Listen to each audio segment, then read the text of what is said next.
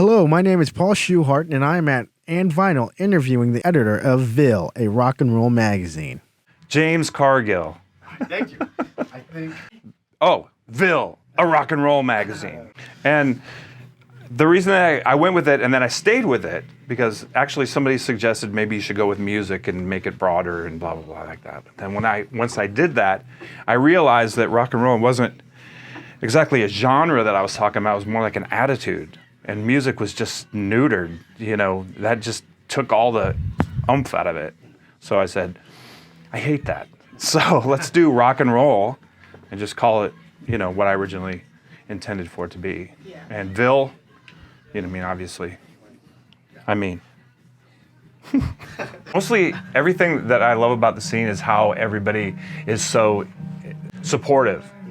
And AndVinyl, and how this is kind of like a meeting for everybody, and he does shows out here and everything. So yeah, I saw a band play their first show the other night in front of the crowd at Rebel House, and everybody was so cool. Everybody was so into it.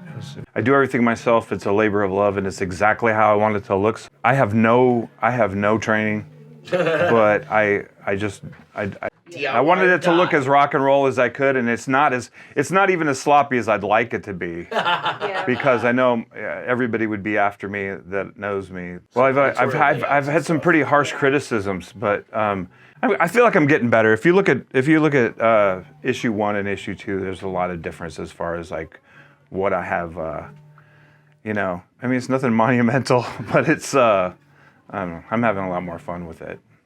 I want it to be free. I'm really just looking for it to pay for itself through advertising. Something like this, you know, might help other people get interested in it and know about it and get involved in it.